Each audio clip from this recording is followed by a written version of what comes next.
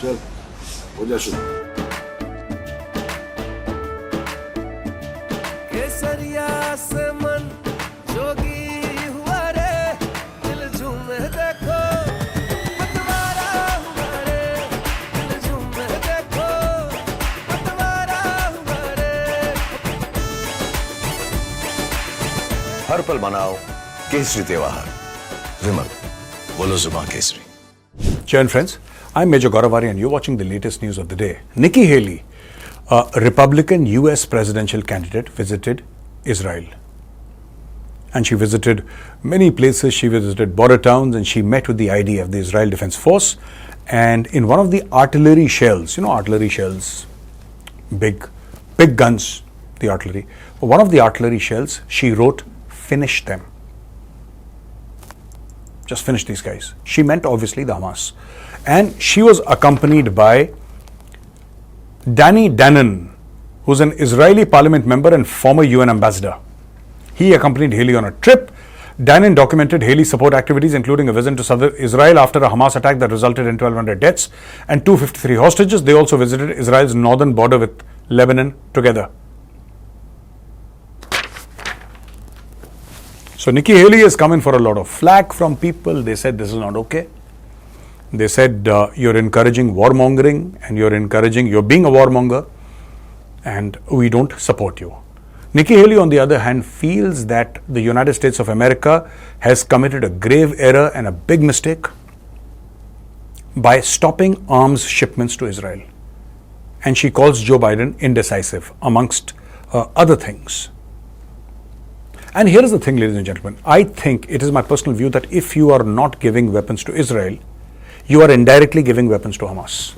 If you are not arming Israel, you are arming Hamas.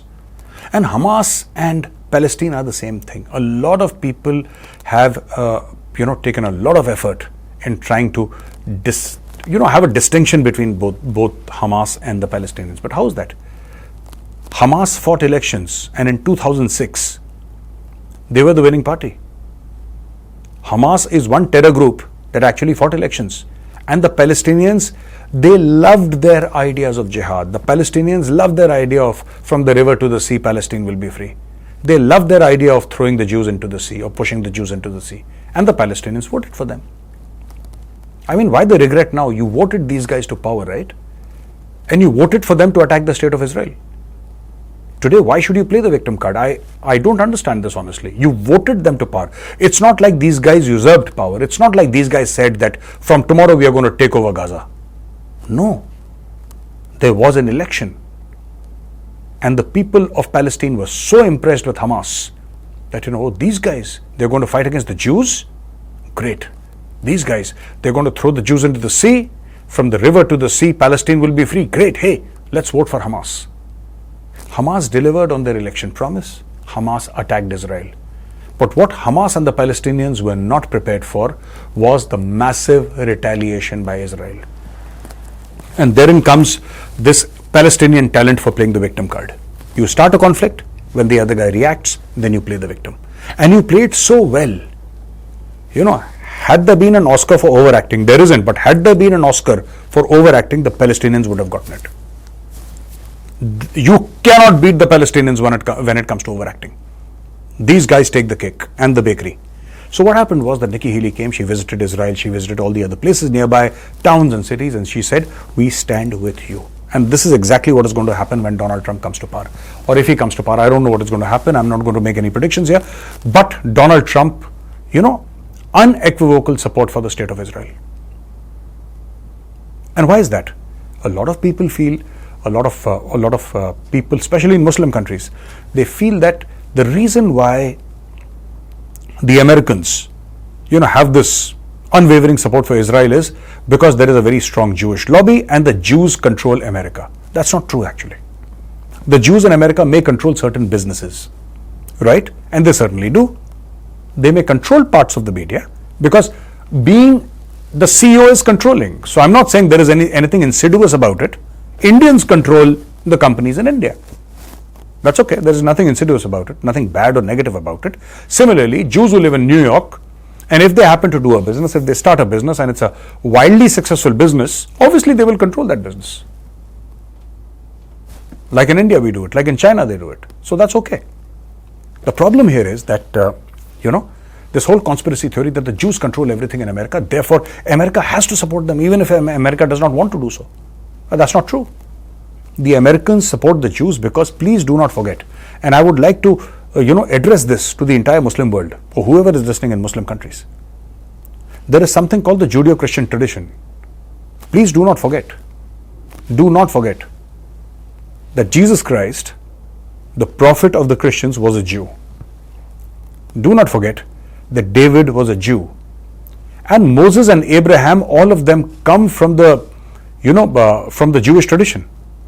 They come from that lineage, all of them. And they find mention in not just the Torah, they find mention not just in the Old Testament of the Christians. If you look at the King James Bible, it's Old Testament, New Testament. They also find mention in the Quran. But in the Quran, the names have been changed a little, they have been Arabized. So, David becomes Dawood, right? David becomes Dawood, and Solomon becomes Sulaiman. That is the only difference. They're exactly the same prophets. So these are the Abrahamic faiths: Judaism, Christianity, and Islam. And this entire problem in the Middle East is, you see, tomorrow if you start actually talking about what the main problem is about the Al-Aqsa Mosque, you will come to know. When was the Al-Aqsa Mosque built? And what is the Temple on the Mount? The Jews worship at the Temple of the Mount. And exactly on the Jews' place of worship, Al-Aqsa was built. Exactly on that. The Al-Aqsa Mosque, it is holy for the Muslims and nobody is denying it. Nobody is denying it, in all respect. But it could have been built 100 meters here and there. It could have been built 100 meters here and there. Nobody was stopping them. Similarly, the Babri Mosque, there was no need to demolish the temple of Prabhu Sri Ram. It could have been built 100 meters here and there. You see, if you wanted to build a mosque in Turkey, it could have been built 100 meters here and there from Hagia Sophia. Hagia Sophia was a church. Today, Hagia Sophia is a mosque. No, from a church, it became a mosque, then it became a library, then again it became a mosque. So it's seen some circle right from the time of Mehmed III. He fought against, he is the Ottoman emperor. So what I'm trying to say is that, there is always an option. You want to build a mosque, you can build it near the temple, and nobody's going to dispute that. But why do we find time and again in these areas mosques built on top of previous existing structures? Why is that? What is the philosophy behind that? Anyway, ladies and gentlemen, this was what I wanted to cover today. That Nikki Haley went to Israel and she said, finish them or whatever. And I fully support the state of Israel. I support what Israel is doing, right? And there is no way to do it apart from this, because what the people actually want, all these, the communists, the left, the Islamists, what do they want? I'll tell you. They simply want one thing, that Hamas should keep on attacking the Israelis, keep on attacking, and Israel should not be able to respond. Israel should not respond. Israel should just keep dying. The Jews should just keep quietly dying. That is what they want. And this is exactly why the Hamas and the Hezbollah, they have their bases, they have their gun positions, they have their rocket bases in schools, on top of libraries, on top of hospitals. That is where they have it. Because when they bomb Israel and Israel does counter bombardment, we call it CB or counter bombardment in the army. So your response will follow the flight path of the enemy's shell, right? Your response as in your rocket. It will go there and it will land. The idea is to follow that flight path and, smash the source of the bombing. And your rocket does just, it does that. That is how every army works. But what the Israelis don't know is that it originated from a hospital. And when it lands there, the Palestinians are there with the cameras, experts, and then they'll play the same old victim card that Palestinians have been playing for decades. And they are masters, I'm telling you. Not the Chinese, not the Russians, not the Americans. Nobody can play the victim like the Palestinians.